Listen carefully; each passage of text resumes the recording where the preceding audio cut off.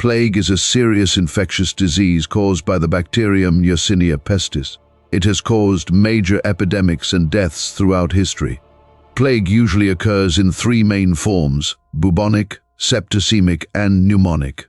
Bubonic plague occurs when the bacteria reach the lymph nodes after being bitten by an infected flea. The lymph nodes become swollen and painful. These swellings are called buboes.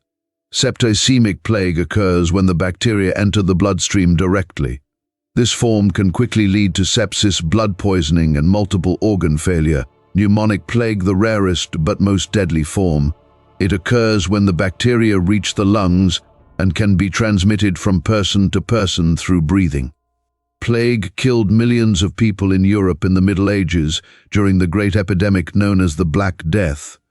Today, thanks to antibiotics and modern medical interventions, plague is a treatable disease, but it is still rare in some areas. The plague arrived in medieval Europe from Asia in the mid-14th century. This great plague epidemic, known as the Black Death, killed millions of people in Europe between 1347 and 1351.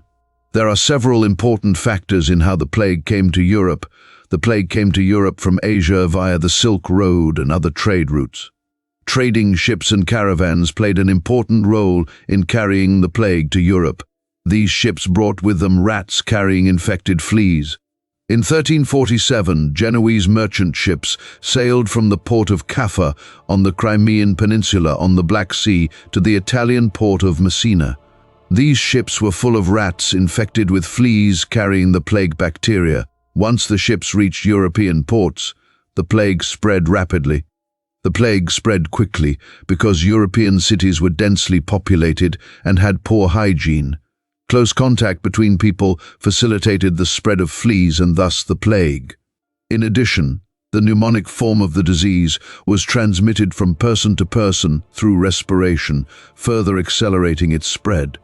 At the time, the lack of knowledge about the causes of the plague and how it spread made it difficult to control the disease.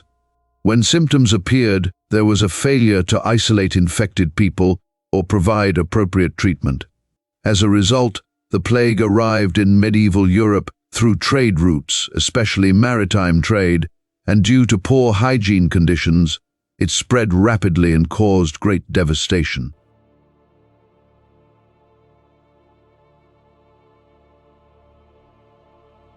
The spread of the plague in medieval Europe took place through several stages and routes. Here is an outline of this process. The plague epidemic probably started in Central Asia. The plague bacterium Yersinia pestis was carried by rodents and fleas. Trade routes and caravans played a critical role in the spread of the plague from Asia to Europe. The port of Caffa, now Feodosia, Ukraine, besieged by the Mongols, played an important role in the introduction of the plague into Europe. During the siege, the bodies of Mongol soldiers who died of plague were dumped inside the city walls, which led to the spread of the plague. Genoese merchant ships fleeing Caffa reached Mediterranean ports with diseased rats and fleas. Genoese ships first docked in the Sicilian port of Messina.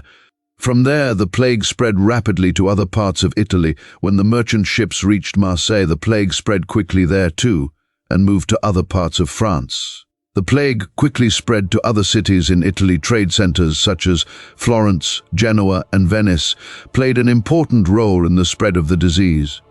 From France, the plague spread to Spain. Major cities like Paris and Barcelona were severely affected by the plague. In 1348 to 1349, the plague reached Germany and England. Major trading centers, such as London and Hamburg, contributed to the spread of the disease. In the 1350s, the plague spread to Norway, Sweden, and Denmark. Cities like Bergen and Stockholm were also affected. The plague killed about a third of the European population, about 25 to 30 million people. Agriculture, trade, and labor were severely affected. Farms were abandoned, trade stopped, and there was a shortage of workers. Great fear and panic spread through society.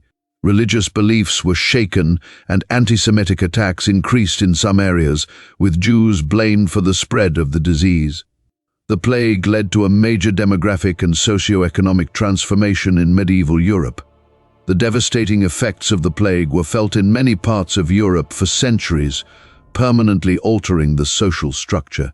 The plague wreaked havoc on medieval Europe. It killed millions of people, wiping out a third of the population. This mass death severely shook the economic structure, with agricultural production declining, labor shortages and trade grinding to a halt. In addition, the plague disrupted social order, breaking up families, emptying villages and cities, and spreading fear and chaos. Religious beliefs were shaken, anti-Semitic attacks against Jews increased in some regions, and the public began to look for criminals. The plague deeply affected the social, economic, and cultural structure of medieval Europe, leaving lasting traces.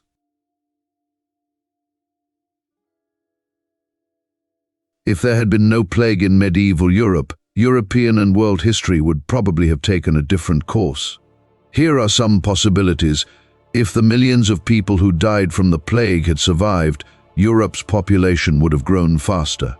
This would have led to more intensive agriculture and trade, which could have accelerated economic growth. There would have been a greater supply of labor, which could have led to more stable production and trade.